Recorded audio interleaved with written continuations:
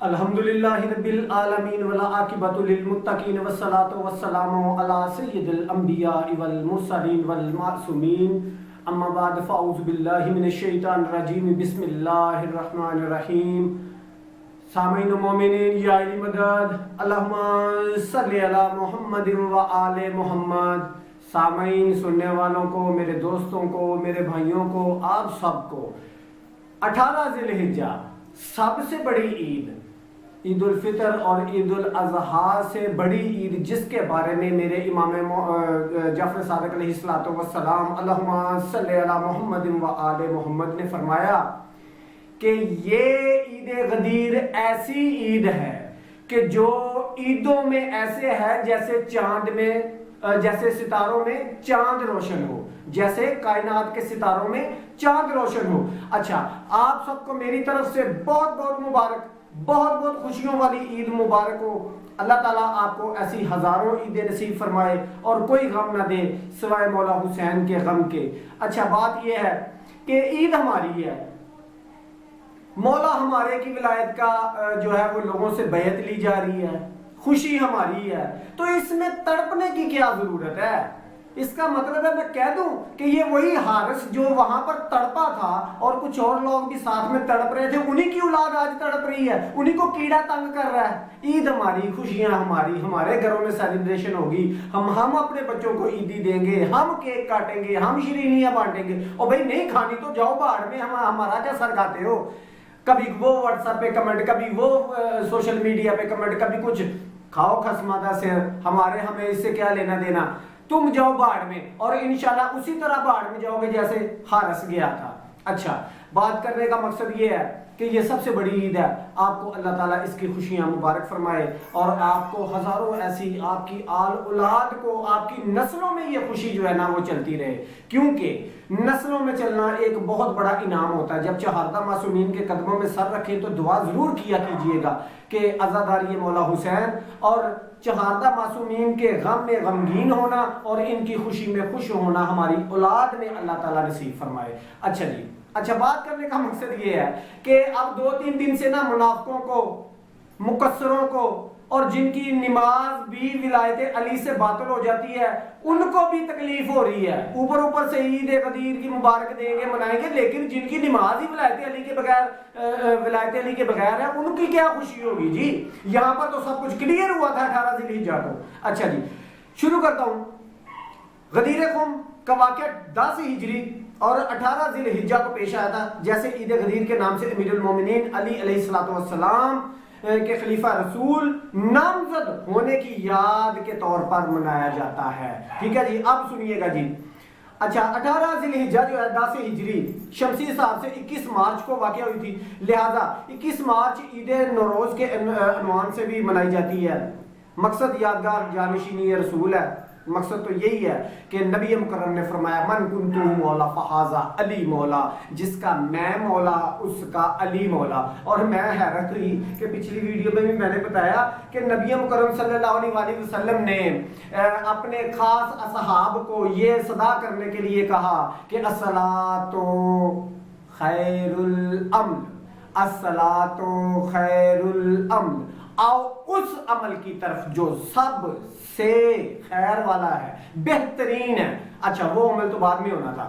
اچھا، لوگوں نے جو نبی مکرم صلی اللہ علیہ وسلم سے آگے چلے گئے تھے، جو دائیں چلے گئے، بائیں چلے گئے، وہاں سے واپس آئے، اصحاب نے ندا دی، الصلاۃ خیر العمل کی صدا جب ہوئی تو واپس آئے، اکٹھے ہوئے 1,24,000، 20,000، 21,000، 22,000، جتنی بھی اصحاب کی تعداد تھی، نئے بالکل نیو حاجی تھے.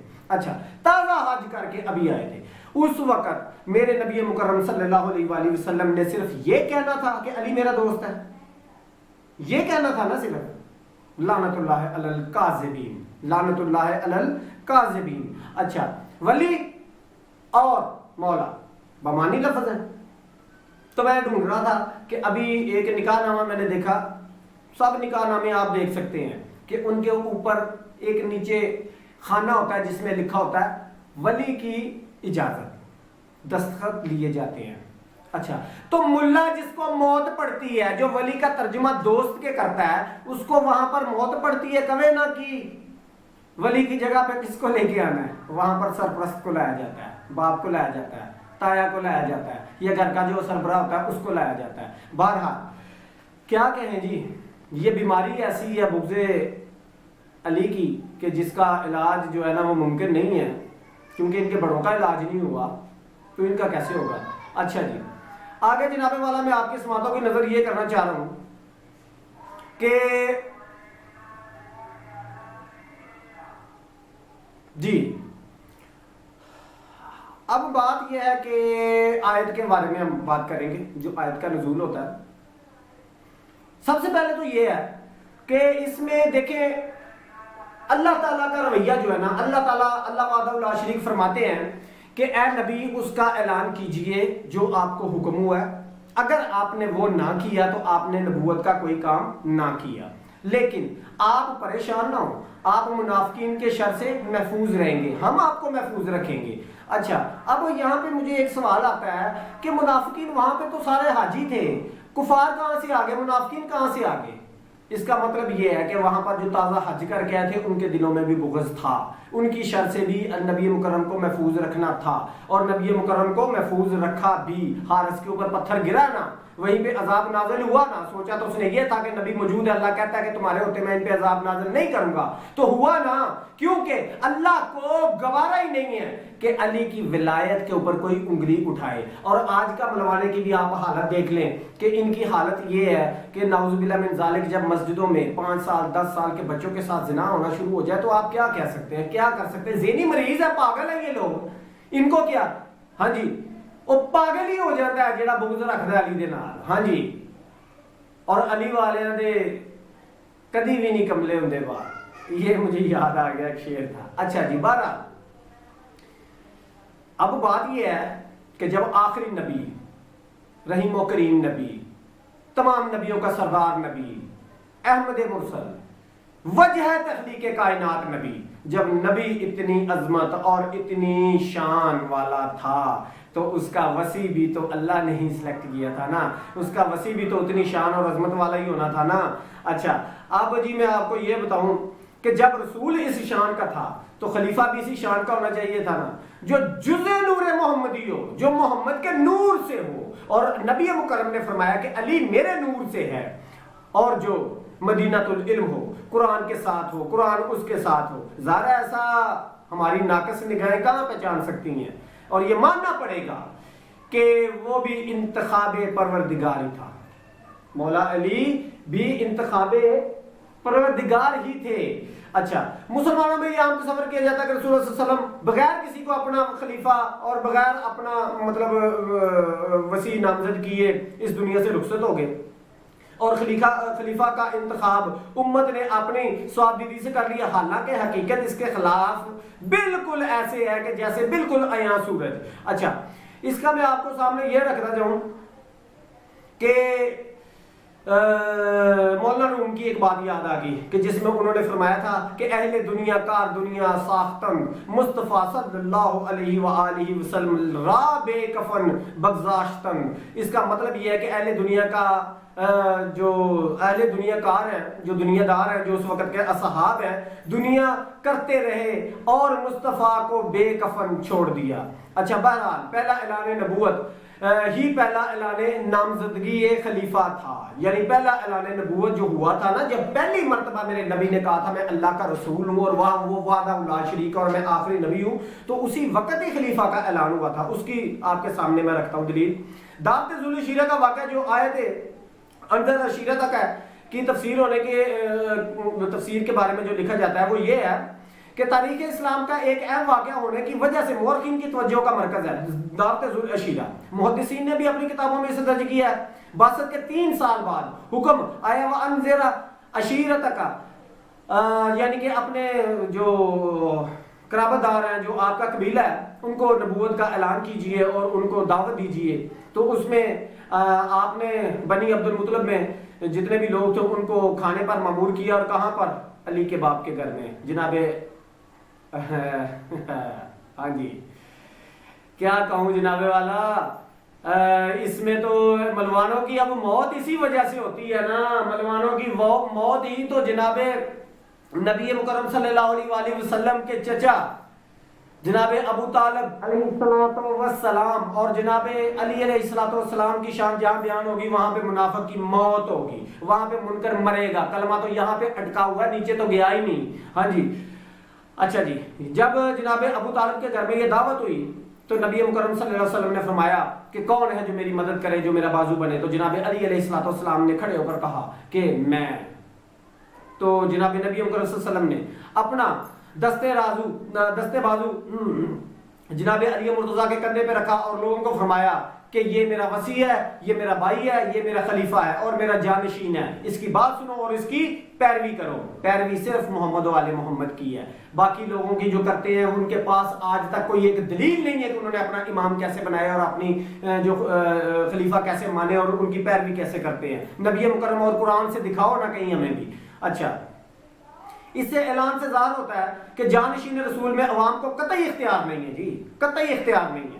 تمام مجمع خاموش رہا، تمام مجمع خاموش ہے جب نبی مکرم نے یہ فرمایا۔ ٹھیک ہے جی، یہ تبری کی عبارت ہے، تاریخ اسلام میں بھی اس کو لکھا، جلد اول ہے، صفحہ نمبر ہے 88 تا 89۔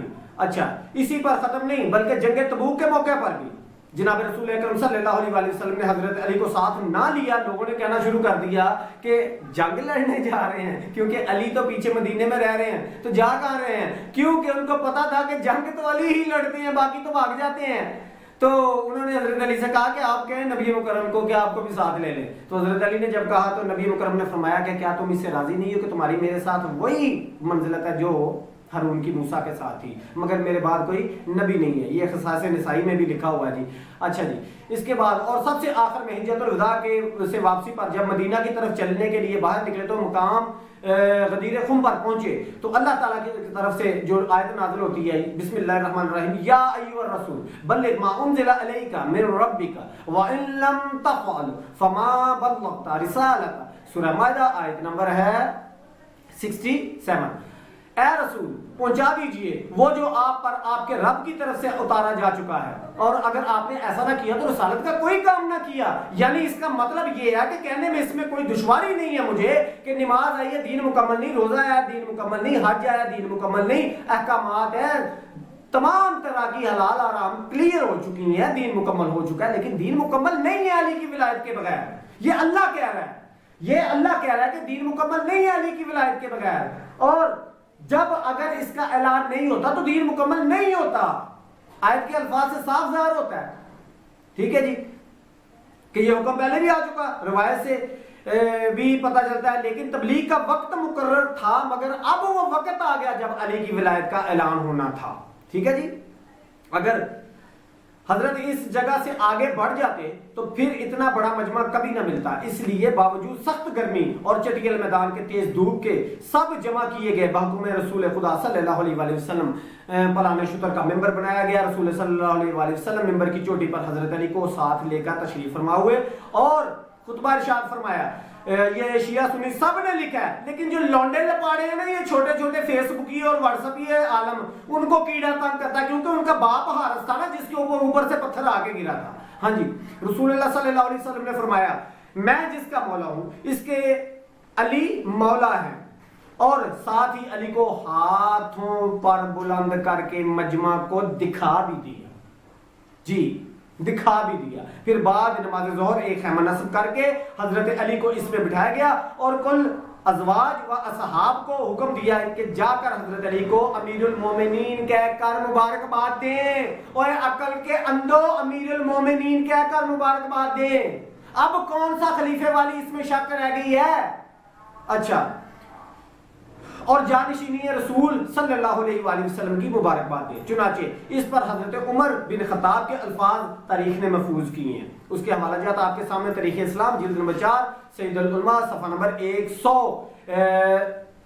167 تا 134، جس میں یہ سارا واقعہ لکھا ہے کہ جس پہ حضرت عمر نے فرمایا مبارک ہو یا علی، آپ میرے بھی مولا ہوئے اور کل مومنین کے بھی مولا ہوئے۔ ان کو بھی پتا تھا مولا کا مطلب کیا ہے، ان کو بھی پتا تھا کہ یہ ہمارے مولا ہیں، ہمارے نبی مکرم صلی اللہ علیہ وسلم کے وصی ہیں۔ اچھا جی، اس کے بعد اہل سنت کے ماخذ عمدۃ القاری شرح صحیح بخاری، عینی الغراب القرآن نشاپوری، حافظ ابن مردویہ اور حافظ ابو النعیم، اصابہ ابن حجر اسقلانی، مسند احمد بن حنبل، مسیرۃ الحلبیہ، اور سیرۃ الحلبیہ کے بعد ہے نور الدین حلبی شافعی، تاریخ ابو الفدا۔ اچھا، دراصل یہ رسالہ جو ہے نا، یہ اس میں سارا کچھ اس کا لکھا ہوا ہے انہی رسائل میں کہ نبی مکرم صلی اللہ علیہ وسلم نے یہ واقعہ کیسے بیان کیا۔ جی آگے چل کے آگے آپ کی سماعتوں کی نظر کرتا جاؤں کہ ایک تو یہ ہے کہ سب سے پہلی آیت جو اللہ وحدہ لا شریک نے نبی مکرم صلی اللہ علیہ وآلہ وسلم پر نازل فرمائی، جس میں اقرا، ٹھیک ہے جی، پڑھیے، اور آیت کے نزول میں اس کے شان نزول سے اور اس کے الفاظ سے پتہ چلتا ہے کہ کون سی آیت کہاں سے شروع ہو رہی ہے اور کہاں پر ختم ہو رہی ہے۔ اور یہ آیت جو ہے الیوم اکملت کا مطلب یہ ہے کہ آج دین مکمل ہو چکا اور سب کچھ کلیئر ہو چکا، وائنڈ اپ ہو چکا، اور اقرا سے شروع ہو رہا ہے، ٹھیک ہے جی۔ اب اس کے بعد دین مکمل ہوا علی کی ولایت پر۔ اچھا جناب والا، اب آپ کی سماعتوں کی نظر ایک اور چیز رکھتا جاؤں کہ حضرت عمر کے سامنے یہ ایک واقعہ ہے جو آپ کی سماعتوں کی نظر کرنا چاہ رہا ہوں کہ حضرت عمر کے سامنے اس آیت کا تذکرہ ہوا۔ ایک شخص نے اہل کتاب یہود میں سے کہا، اگر ہم کو معلوم ہوتا یہ آیت کس دن نازل ہوئی ہے تو ہم اس آیت کو دن کو عید قرار دیتے۔ حضرت عمر نے کہا، شکر ہے خدا کا کہ اس نے اس دن کو ہمارے لیے عید قرار دیا۔ یہ حضرت عمر کہہ رہے ہیں کہ عید غدیر 18 ذی الحجہ ہمارے لیے عید ہے، تو آج انہی کے ماننے والوں کو کون سا کتا کاٹ رہا ہے؟ آج انہی کے ماننے والے اس کا انکار کر رہے ہیں، اور پتہ نہیں انہوں نے مسئلہ کی ہے کہ جس دن محمد والے محمد کی کوئی خوشی ہوتی ہے کوئی نہ کوئی اپنا تایا چاچا ماری بیٹھے ہوتے ہیں۔ اللہ کرے ان جی مردے ہی رہے، الحمدللہ ہم تو ان کی خوشیوں میں خوش ہیں، مردے ہی رہے تاڑے ان کے۔ ہاں جی آگے، جیسے واقعات مختلف ایام میں ہوتے ہیں ان کے لیے دو حیثیتیں پائی جاتی ہیں، ایک حرکت قمر کے اعتبار سے اور اس کے تغیر و تبدل کے حیثیت سے جو مہینے کے مختلف اوقات میں ہوتا رہتا ہے، اور ایک آفتاب کی حرکت سے کہ جس کا دورہ سال بھر میں ختم ہوتا ہے اور جس کے ذریعے سے اوقات اور فضول و تغیرات و تبدل ہوتا ہے۔ اچھا، یہ دو چیزیں ہیں اور دونوں چیزوں کے حوالے سے 18 ذی الحجہ کنفرم ہے۔ ہن کوئی اپنی تاریخ وچ پا دے، کوئی اپنا وچ مار دے تے ساڈا کی قصور ہے جی۔ آگے چل کے جناب والا، لیکن یہ اس اہم واقعہ وصایت امیر المومنین علیہ السلام کی خصوصیت تھی کہ اس میں قمری و شمسی دونوں حسابوں کو معتبر قرار دیا گیا۔ قمری حساب سے تاریخ 18 ذی الحجہ قرار پائی جس کا نام عید غدیر ہوا، اور شمسی حساب سے چونکہ اس تاریخ جب یہ اہم واقعہ رونما آفتاب نقطہ اعتدال پر پہنچا تھا جو برج حمل میں اس کے داخل کا مردف ہے، اس لیے سال کی تاریخوں میں یہی دن کہ جب آفتاب برج حمل میں داخل ہو اور اعتدال کا وقت آئے عید قرار پایا جس کا نام نوروز ہے۔ اور پھر اتفاق سے امیر المومنین علیہ السلام کی خلافت ظاہری بھی اسی دن تھی، جس کے معنی یہ ہے کہ آفتاب خلافت اپنے نقطہ اعتدال پر آیا تھا، جس کے اندر افراد و تفرید کا شائبہ نہیں تھا، کچھ بھی نہیں تھا جی بالکل۔ اور اب سنیے گا جی، یہ ولایت کہاں کہاں پر پیش ہوئی۔ سب سے پہلے اللہ وحدہ لا شریک نے اس نبی مکرم صلی اللہ علیہ وآلہ وسلم کے وصی ہونے، آپ کے خلیفہ ہونے اور آپ کے جانشین ہونے، اور اسی طرح حضرت علی علیہ السلام کی جو مولا ہونے کی دلیل ہے اور جو مولا ہونے کا ایک ثمر تھا، ایک پھل تھا، ایک نعمت تھی، اس کو سب سے پہلے اوپر فرشتوں پہ پیش کیا گیا۔ تو سب سے پہلے جن فرشتوں نے اس کو قبول کیا ولایت علی کو، ان کو بیت المعمور پر اللہ وحدہ لا شریک ان کی ڈیوٹیاں لگائیں کہ وہ خاص اللہ کے کرم و فضل کے نیچے ہیں۔ پھر اس کے بعد مختلف آسمانوں پر، پھر اس کے بعد 18,000 عالمین پر۔ خدا کی قسم میں نے ایک جگہ پہ پڑھا کہ لکھا ہوا ہے کہ 18,000 عالمین میں لوگوں کو یہ نہیں پتا کہ آدم ہے یا نہیں ہے، لیکن ان کو یہ پتا ہے کہ حضرت علی علیہ السلام آپ کی ذات معتبر، آپ کی ذات اقدس جو ہے وہ اللہ کی ولایت پہ ہیں، اور وہ اللہ کے ولی ہیں، وہ اللہ کے عین اور اللہ کا ید اور اللہ کا وجہ ہیں۔ سبحان اللہ۔ ہاں جی آگے چل کے بے شمار ایسی باتیں ہیں جی، اس پہ تو 10 ویڈیو بنے تو وہ بھی کم ہو جاتی ہیں کہ جو معاملات ہیں عید غدیر کے حوالے سے، اس کے حوالے سے خاص چیزیں ہیں، وہ یہ ہیں کہ یہ عید کا دن ہے، غسل کریں، صبح نئے کپڑے پہنیں، اپنے بچوں کو عیدیاں دیں۔ یہاں پر میں آپ کو آپ کی سماعتوں کی نظر ایک چیز کرنا چاہ رہا ہوں کہ 3 حدیثیں آپ کو سنانی ہیں، تو ان حدیثوں کے مطابق آپ دیکھ لیجئے گا کہ اس کے اعمال بھی ماشاءاللہ الحمدللہ، کیونکہ مسئلہ یہ ہے کہ شیعہ نے حیدر کرار ہیں تو ہمارا تو یہ دن ہے۔ اچھا جی، اس پہ دیکھیے گا جی، اس پہ جو فرمان ہے وہ یہ ہے کہ ایک حدیث آپ کی سماعتوں کی نظر، یوم غدیر عید فطر اور عید الاضحیٰ جمعہ کے دنوں میں اس طرح روشن ہے جیسے چاند ستاروں کے درمیان ہوتا ہے۔ یہ کون فرما رہے ہیں؟ حدیث ہے امام جعفر صادق علیہ الصلوۃ والسلام، اس بلوچ میں صفحہ نمبر ہے 738۔ اور اس کے بعد ایک حدیث ہے جی، خدا کی قسم اگر لوگ غدیر خم کے دن کو حقیقی طور پر پہچان جاتے تو ملائک دن میں 10 مرتبہ ان سے مصافحہ کرتے، اور جنہوں نے اس دن کی معرفت حاصل کر لی ان پر اس قدر خدا کی عنایت ہے کہ ان کو شمار ہی نہیں کیا جا سکتا۔ یہ حدیث امام جعفر صادق ہے، اور اقبال سید بن طاؤس صفحہ نمبر 446۔ اور اس کے بعد یعنی کہ اگر کوئی سمجھ لینا کہ عید غدیر کی منزلت کیا ہے، اس کی معرفت کیا ہے، تو فرشتے دن میں 10 مرتبہ اس کے ہاتھ کو چومیں، اس کے ہاتھ کا مصافحہ کریں۔ آگے چلیں جی۔ اچھا، امام جعفر صادق فرماتے ہیں عید غدیر کے دن بامعرفت مومن بھائی کو 1 درہم عیدی دینا 1000 درہم عطا کرنے کے برابر ہے، لہذا اس دن اپنے بھائیوں پر خرچ کرو اور ہر مومن مرد و عورت کو شاد کرو، خوش کرو۔ یہ بھی ہے جی، صفحہ نمبر ہے 838۔ اس کے بعد اس دن جب مومنین سے ملاقات کرو، سلام کے ساتھ مصافحہ کرو اور ایک دوسرے کو تحفہ پیش کرو، اور حاضرین اس قول کو غائبین تک پہنچائیں، ٹھیک ہے، اور مالدار مفلسین کی مدد کریں، کبھی ضعفاء کی مدد کریں۔ رسول خدا نے مجھے ان باتوں کا حکم دیا، یہ امیر المومنین علیہ الصلوۃ والسلام فرما رہے ہیں، وسائل شیعہ جلد نمبر 8 صفحہ نمبر 336۔ اس کے بعد جناب والا ایک اور حدیث ہے، غدیر خم کا دن خدا کی سب سے بڑی عید کا دن ہے، خدا نے کسی پیغمبر کو مبعوث نہیں کیا مگر یہ کہ انہوں نے اس دن کو عید قرار دیا اور اس دن کی عظمت کو پہچانا، اور آسمان میں اس دن کو روزے عہد و پیمان کے نام سے شہرت حاصل ہے، آسمان پہ جی شہرت حاصل ہے، اور زمین میں اس دن کو مضبوط عہد و پیمان کے دن سے نام سے یاد کیا جاتا ہے۔ امام جعفر صادق علیہ الصلوۃ والسلام فرما رہے ہیں، وسائل شیعہ جلد نمبر 5 صفحہ نمبر ہے 222۔ اور آپ سب کو پھر بہت مبارک ہو، بہت مبارک ہو، مولا غازی آپ کو عزت دے، اللہ آپ کا حامی و ناصر ہو۔